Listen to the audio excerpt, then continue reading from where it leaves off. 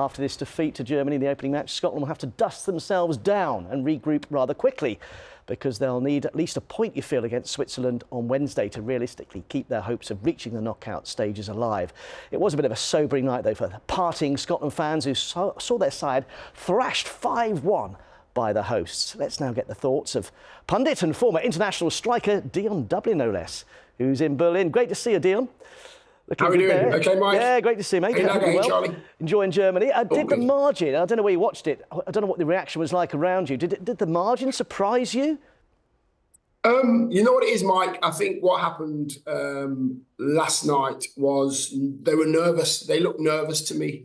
Nobody really seemed to want to take the ball. Germany, they're at home. They were comfortable. You mentioned Christmas presents, and they've got 2 to come out. They deserved to lose 5-1 last night, unfortunately, because they were poor. Their defending was poor. They didn't keep the ball well enough. They'll watch the video and they will go, right, this is what we've got to do. And I know Steve Clarke, he will change it and he will get it right. Dion, give us some hope for Scotland fans. Switzerland and Hungary, they're capable, aren't they, of getting results against those teams, even though they're higher-ranked teams in the world rankings? Yeah, without a doubt, Mike. I think you're absolutely spot on. They are higher-ranked nations, but Scotland have got good players. Scotland can just throw up a performance.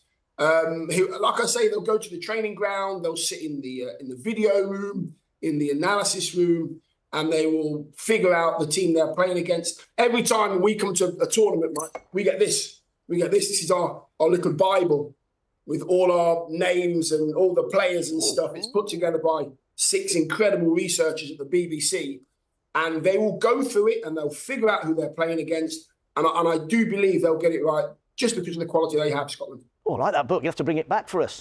Yeah, get it all signed. Get it signed. Get it signed, yeah. Let's move. I'll get it signed for you. I'll tell you what, I'll get it signed for you. You can have it, Mike. Yeah, thank you. So, busy weekend ahead, culminating with England tomorrow night against Serbia. Would you say it's their toughest test of the group? I mean, the Serbians, they beat Sweden 3-0 away in their last warm-up match. Yeah, listen, you know what? I think this is the hardest task for England, to get out of the group. I think that's the hardest thing.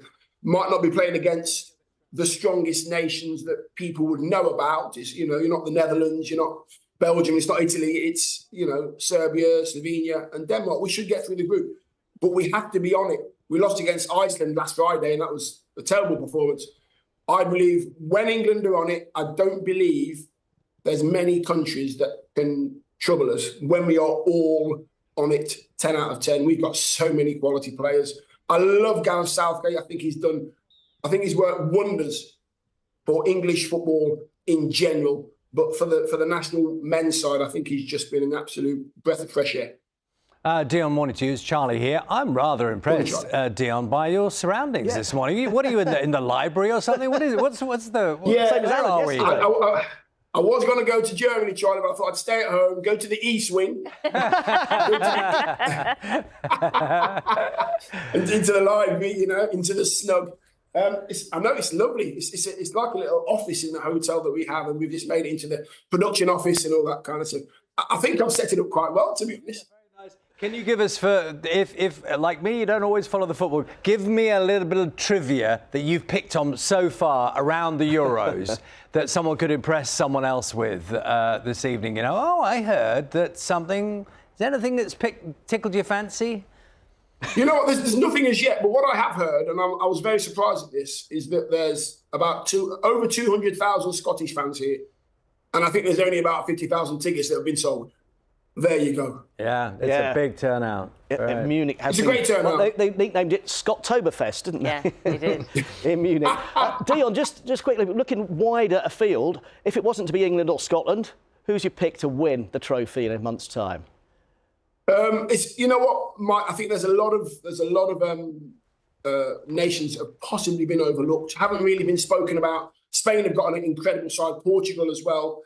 The Netherlands, I've got a little sneaky feeling for the Netherlands because defensively with Virgil van Dijk and Van der Ven and Nathan Ake and De Ligt, they're very, very structurally sound. So they might do something as well. Germany, they're at home and they very rarely disappoint their fans. So there's lots and lots of nations that could win this tournament. But if England are in the final, we will win it. Oh. Oh. No, I like the attitude.